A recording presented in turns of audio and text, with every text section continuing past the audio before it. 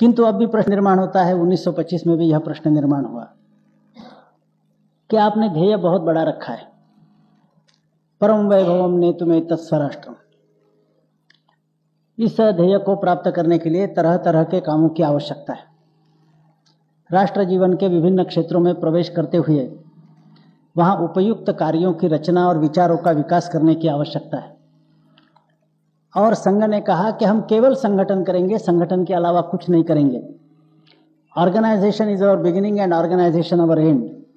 संगठन यह हमारा प्रारंभ है, संगठन यही हमारा अंत है। स्वयंसेवक का निर्माण और उनका संगठन, इतना ही काम संघ करेगा और दूसरा कोई भी भला काम संघ नहीं करेगा। तो उस समय भी कहा गया, आज भी पूछा जाता है कि दोनों का मेल कैसे बिठाया जा सकता है।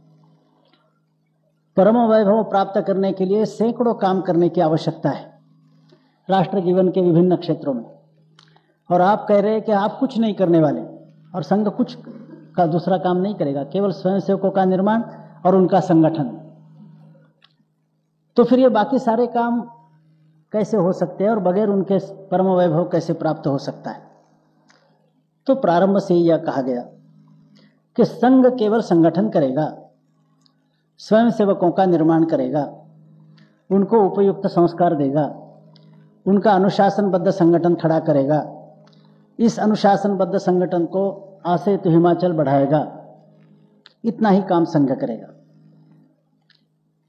लेकिन संघ से संस्कार और प्रेरणा प्राप्त किए हुए स्वयंसेवक, दिन प्रतिदिन शाखा में आने वाले संघ से संस्कार और प्रेरणा प्राप्त किए हुए स्वयंसेवक अपनी अपनी रुचि प्रकृति प्रवृत्ति के अनुकूल राष्ट्र जीवन के विभिन्न क्षेत्रों में प्रवेश करेंगे और वहां कार्य और विचारों की रचना करेंगे।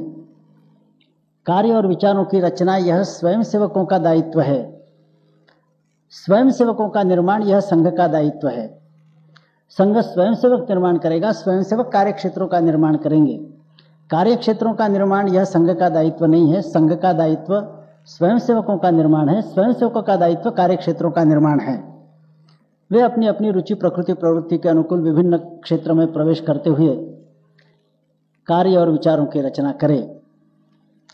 लेकिन उसमें 3 तरह की परहेज रखनी चाहिए, ऐसा शुरू से कहा गया।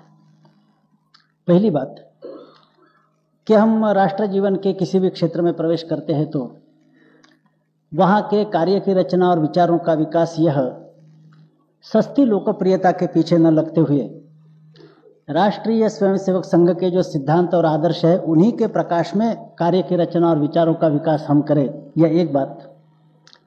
दूसरा, हमारे स्वयंसेवक विभिन्न क्षेत्रों में प्रवेश करने के पूर्व उन क्षेत्रों में काम करने वाले अलग अलग लोग पहले से है, मौजूद है, विद्यमान है। उन्होंने वहाँ कुछ काम का ढंग, वायुमंडल, आदतें निर्माण की है।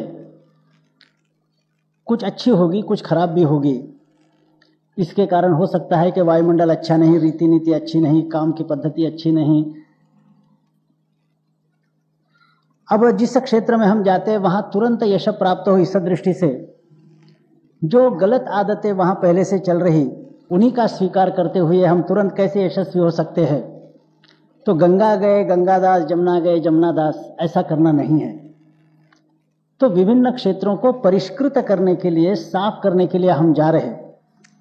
हमें यश प्राप्त होने में देर हो सकती है, इसमें आपत्ति नहीं, लेकिन राष्ट्रीय स्वयंसेवक संघ ने हमें आपसी व्यवहार की जो रीति नीति पद्धति सिखाई है, उसी रीति नीति पद्धति को इंट्रोड्यूस करना है अपने क्षेत्र में। हो सकता है इसके कारण यश प्राप्ति में कुछ देर हो, किंतु जल्दबाजी में आकर गंगा गए गंगादास, जमुना गए जमुनादास, ऐसा करना नहीं है।